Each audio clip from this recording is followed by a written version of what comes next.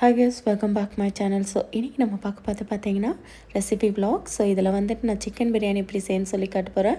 So actually நான் எப்போதுமே வந்துட்டு பாஸ்மதி ரைஸ் எடுத்தேன்னா அதை பாயில் பண்ணிவிட்டு தான் இதில் யூஸ் பண்ணுவேன். பட் இந்த முறை வந்துட்டு நான் சிக்கன் மசாலாவோடையே சேர்த்து நான் வந்து பாயில் பண்ண போகிறேன்.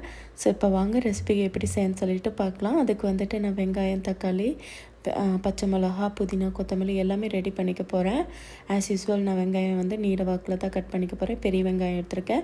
மொத்தமாக வந்து நான் 3 வெங்காயம் இந்த முறை நான் போட்டுக்கிறேன். 2 தக்காளி தான் யூஸ் பண்ணிக்கிறேன். ஸோ கம்மியான சிக்கன் தான், 1/2 kg மட்டும் தான் எடுத்திருக்கேன்.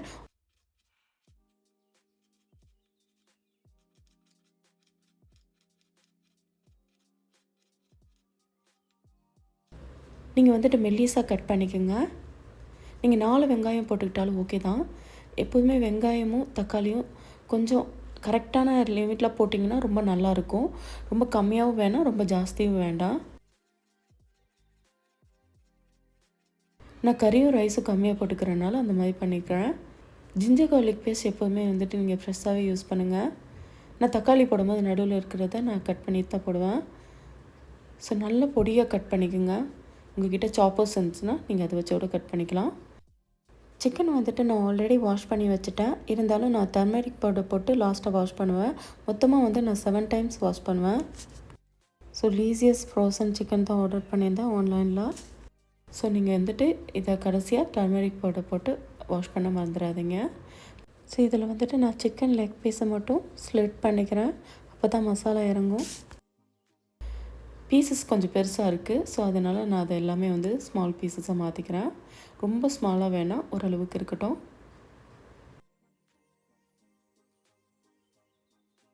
ஸோ இதில் வந்துட்டு இப்போ மசாலா போட ஆரம்பிச்சிக்குவோம். ரெட் சில்லி பவுடர் நம்ம ஆட் பண்ணிக்கலாம். அண்ட் தென் மல்லிப்பொடி, கரம் மசாலா, சீரகப்பொடி, ஜிஞ்சர் கார்லிக் பேஸ்ட், எண்ணெய், இது கூடவே வந்துட்டு உப்பு, இதே நல்லா மிக்ஸ் பண்ணிடுங்க. இதுக்கப்புறமா நம்ம வந்து லெமனும் தயிருமே ஆட் பண்ணுவோம்.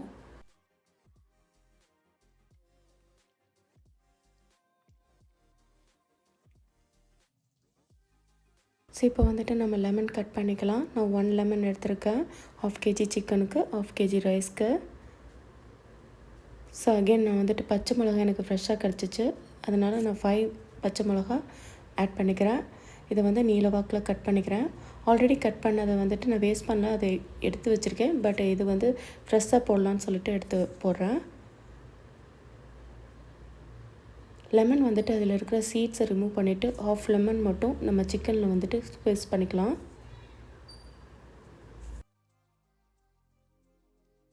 புதினா கொத்தமல்லி வந்துட்டு நீங்கள் அரை கைப்பிடி எடுத்துக்கோங்க.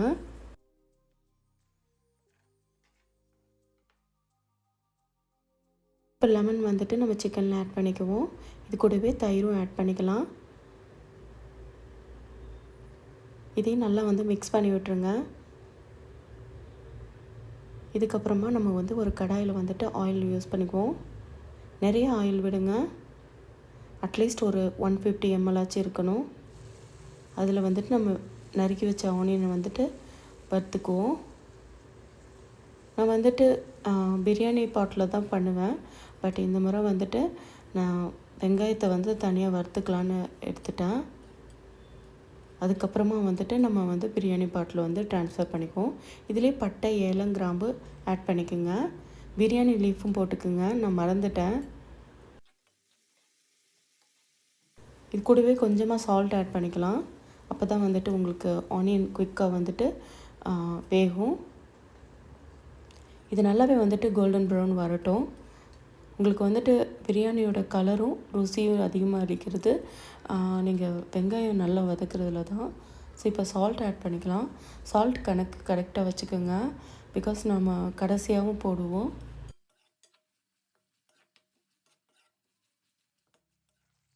ஸோ இது பாருங்கள், நான் எவ்வளோ வெங்காயம் ஆட் பண்ணேன். இப்போ வந்து நல்லா வதங்கினதுக்கப்புறம் கலரும் மாறுது, அதே மாதிரி குறைஞ்சி வச்சு பாருங்கள். ஸோ இதிலே வந்து பச்சை மிளகா ஆட் பண்ணிக்கலாம். இதே நல்லா மிக்ஸ் பண்ணி விட்டுருங்க. இது கூடவே புதினா, கொத்தமல்லியும் ஆட் பண்ணிக்கணும். புதினா கொத்தமல்லி நிறையா இருக்குதுன்னு நினைக்காதீங்க. இது பிரியாணி பாட்டில் போடும்போது கம்மியாக தான் இருக்கும். அது மாதிரி நம்ம வதக்கி முடித்தோடனே இது வந்து கம்மியாயிரும். நான் கொஞ்சம் மைல்டாக தான் செய்கிறேன், ஆனால் காரம் ஜாஸ்தியாக இந்த முறை பண்ண போகிறேன். மொத்தம் 5 மிளகா போட்டிருக்கறனால கொஞ்சம் காரம் இருக்கும். ஜிஞ்சர் கார்லிக் பேஸ்ட் ஆட் பண்ணிக்கோங்க. மொத்தம் 50 கிராம் ஆட் பண்ணிக்கோங்க. ஆல்ரெடி நீங்கள் வந்து சிக்கனில் போட்டிருப்பீங்க. அகைன் இதுலேயும் நம்ம வதக்கும் போது உங்களுக்கு வந்துட்டு ரா ஸ்மெல் போகிற வரைக்கும் வதங்க. அது வந்து இன்னும் டேஸ்ட்டாக இருக்கும். இதுக்கப்புறமா இதில் வந்துட்டு நம்ம வந்து ரெட் சில்லி பவுடர் போட்டுக்கலாம்.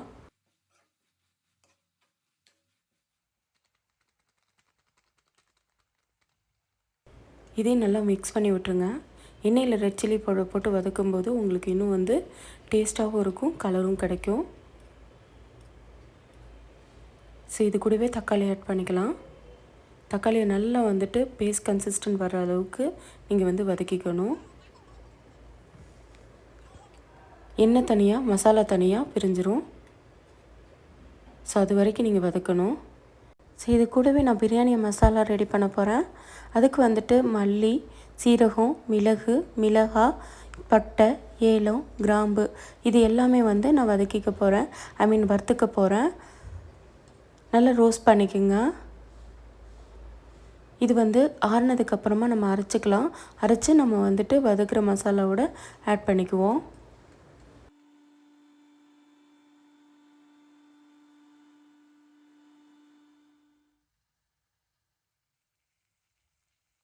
இதில் ஒரு 1/2 டீஸ்பூன் வந்து அந்த மசாலா பவுடர் போட்டுக்கோங்க. நிறையா வேண்டாம். ஆல்ரெடி பட்டை, ஏலம், கிராம்பு நம்ம வந்து வறுத்துருப்போம். அதே மாதிரி அதுலேயும் வந்துட்டு உங்களுக்கு மிளகாய் பொடியும் ஆட் பண்ணியிருப்பீங்க. கறியிலையும் வந்துட்டு நீங்கள் மிளகாய் பொடி, மல்லிப்பொடி, சீரகப்பொடி அண்டு கரம் மசாலா ஆட் பண்ணியிருப்பீங்க. ஸோ இது வந்துட்டு பிரியாணி மசாலா நம்ம வறுத்து போடும்போது இன்னும் டேஸ்ட்டாக இருக்குன்னு நான் ஆட் பண்ணுறேன்.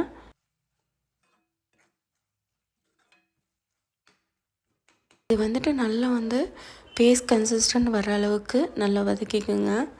அண்ட் தென் உங்களுக்கு வந்துட்டு எண்ணெய் தனியாக மசாலா தனியாக பிரியட்டும். அதுக்கப்புறமா நம்ம வந்துட்டு பிரியாணி பாட்டுக்கு ட்ரான்ஸ்ஃபர் பண்ணிடுவோம். கொஞ்சமாக எண்ணெயும் விட்டுருக்குங்க பிரியாணி பாட்டில் போடும்போது. எண்ணெய் காஞ்சதுக்கப்புறம் இந்த மசாலா ஆட் பண்ணிக்கோங்க. ஸோ இதுக்கப்புறமா வந்துட்டு நம்ம சிக்கன் ஆட் பண்ணிக்கலாம். சிக்கன் ஆட் பண்ணதுக்கப்புறமா நல்லா மிக்ஸ் பண்ணி விட்டுருங்க. அந்த மசாலாவும் சிக்கனும் நல்லா வந்துட்டு மிக்ஸ் ஆகட்டும். இதில் நம்ம வந்து கர்டும் லெமனும் நம்ம கடைசியாக ஆட் பண்ணிக்குவோம்.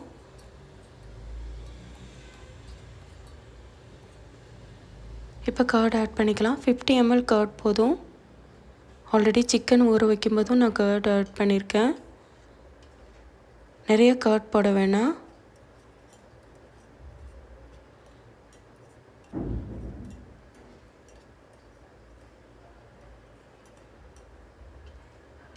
இதையும் நல்லா மிக்ஸ் பண்ணி விட்டுருங்க. நல்லா வதங்கட்டும். கறி கொஞ்சம் பாயில் ஆகணும்.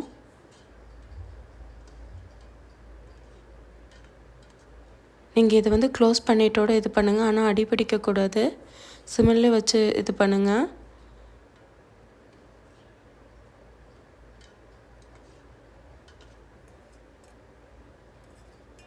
இதுக்கப்புறமா நம்ம சிம்மில் வச்சு க்ளோஸ் பண்ணி கொஞ்சம் நேரம் வேக விட்டுறலாம். இப்போ பாருங்கள், ஓரளவுக்கு கறி மசாலா வந்து ரெடி ஆகிருக்கும். எண்ணெயும் மசாலாவும் ஓரளவுக்கு பிரிஞ்சிருக்கும். கறியில் இருக்கிற நீரே வந்து உங்களுக்கு கறியை கொஞ்சம் சீக்கிரமாக பாயில் பண்ணிடும். சரி பாருங்கள்,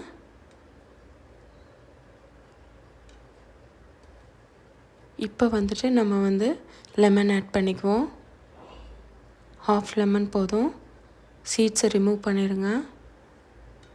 லெமன் சிக்கன்லேயே ஆட் பண்ணிக்குவோம் ஆல்ரெடி.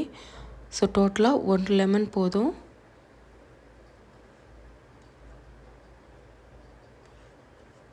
பாருங்கள் எந்த அளவுக்கு அடி பிடிக்காமல் நான் வதக்குறேன்னு. ஸோ நீங்கள் கைவிடாமல் கொஞ்சம் வந்து அடி பிடிக்காமல் சிக்கனும் உடையாமல் பார்த்துக்குங்க. ஸோ இப்போ க்ளோஸ் பண்ணி வச்சிடலாம். இதுக்கப்புறம் நம்ம ரைஸ் ரெடி பண்ணிக்கலாம். ரைஸ் வந்துட்டு நான் 2.5 கப் எடுக்கிறேன். 2லேருந்து 2.25 கப்புக்குள்ளே.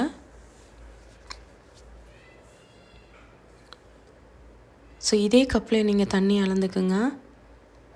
நான் பாசுமதி ரைஸ் எடுத்திருக்கேன், இந்தியா கேட் பிராண்டில். ஸோ இதை நல்லா வாஷ் பண்ணிக்கோங்க.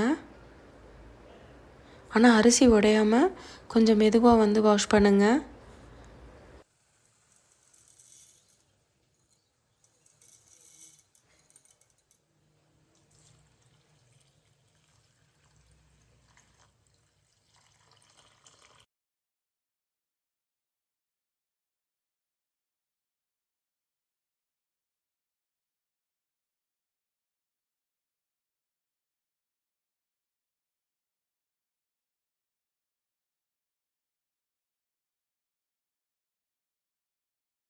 நீங்கள் ரைஸ் வாஷ் பண்ணதுக்கப்புறமா அதில் வாட்டர் ஆட் பண்ணிவிட்டு அது கொஞ்சம் நேரம் ஊறட்டும், ஒரு 15 மினிட்ஸ் கிட்ட. ஸோ இப்போ வாட்டர் அளவு எடுத்து வச்சுக்கலாம். நான் 1 கப் ரைஸ்க்கு 1.5 கப் தண்ணி ஆட் பண்ண போகிறேன். ஸோ டோட்டலாக 2.25 கப்புக்கு 3.5 கப் தண்ணி ஆட் பண்ணிக்கிறேன். இப்போ சிக்கனில் இந்த தண்ணி ஆட் பண்ணிக்கலாம். அதாவது சிக்கன் உங்களுக்கு எண்ணெய் பிரிஞ்சு வந்ததுக்கப்புறமா தான் நீங்கள் வாட்டர் ஆட் பண்ணணும். ஸோ இது வாட்டர் ஆட் பண்ணிவிட்டு நல்லா மிக்ஸ் பண்ணிவிட்டு இது கொஞ்சம் நேரம் கொதிக்கட்டும். ரைஸில் நீங்கள் போடுறதுக்கு முன்னாடி உப்பு பார்த்துக்குங்க. ஸோ இதில் நான் டோட்டலாக 1.5 ஸ்பூன் யூஸ் பண்ணியிருப்பேன். நம்ம ரைஸை இதில் போட போகிறதுனால நீங்கள் உப்பு கரெக்டாக பார்த்துக்குங்க. ஸோ இப்போ நம்ம க்ளோஸ் பண்ணி வச்சிடலாம். கொஞ்சம் கொஞ்சமாக கொதிக்கட்டும். இது சிம்மிலே வச்சுருங்க. பாருங்கள், நல்லாவே கொதிச்சிருச்சு. இப்போயே தெரியும் உங்களுக்கு, எண்ணெயும் பிரிஞ்சிருக்கு, மசாலாவும் பிரியுது. ஸோ இது கரெக்டான டைமு. இதுக்கப்புறம் நம்ம ரைஸ் ஆட் பண்ணிக்கலாம்.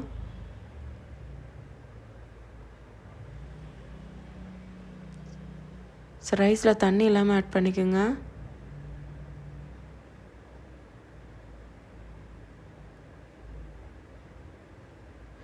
இதையும் நல்லா மிக்ஸ் பண்ணி விட்ருங்க.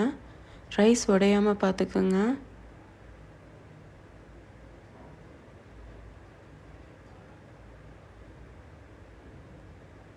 உங்கள் ரைஸ் வெரைட்டிக்கு ஏற்ற மாதிரி நீங்கள் தண்ணி அளவு கரெக்ட் பண்ணிக்கோங்க. பட் இந்த அரிசிக்கு இவ்வளோ தண்ணி போதும். ஸோ நம்ம அட்ஜஸ்ட் பண்ண முடியாது இந்த மாதிரி பண்ணும்போது.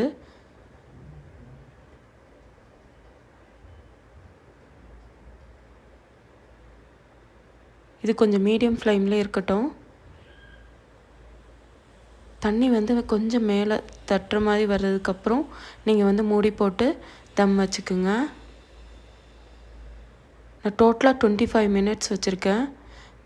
நான் தட்டு போட்டு மூடி வச்சதுக்கப்புறம் 8 நிமிஷம் தான் டைம் கொடுத்தேன். சரி, இப்போ பாருங்கள், தண்ணி ஓரளவுக்கு இதாயிருச்சு. ரைஸும் கொஞ்சம் வெந்துருச்சு.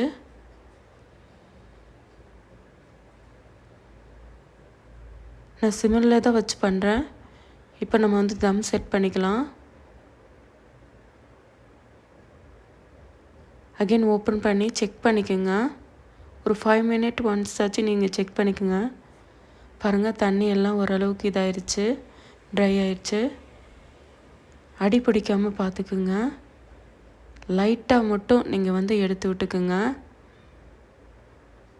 இதுக்கப்புறமா நம்ம ஆஃப் பண்ணிவிட்டு லிட் க்ளோஸ் பண்ணிக்கலாம், தம் வச்சுக்கலாம். நான் டோட்டலாக ஆஃப் பண்ணிட்டேன். ஸோ இதை அகெயின் நான் ஓப்பன் பண்ணுறேன் ஒரு 15 நிமிஷம் கழிச்சு. நீங்கள் ஆஃப் பண்ணிவிட்டு எவ்வளோ நேரம் வேணாலும் வச்சுக்கலாம், நான் ஆறாமல் பார்த்துக்குங்க. பாருங்கள் எந்த அளவுக்கு உங்களுக்கு கிடச்சிருக்குன்னு. அடிப்பிடிக்கவே இல்லை.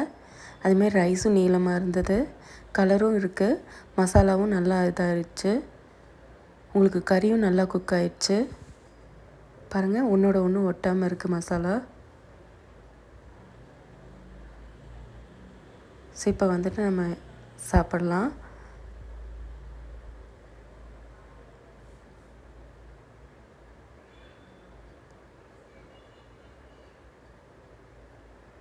இந்த மாதிரி ரைஸ் வந்து தனித்தனியாக பிரிஞ்சு வரும்போது தான் பிரியாணி நல்லாயிருக்கும். உங்களுக்கு வந்துட்டு குலையவும் கூடாது, விதையாகவும் இருக்கக்கூடாது. ரைஸில் இருக்கிற நம்ம தண்ணி வந்து கரெக்டாக போட்டுக்கணும்.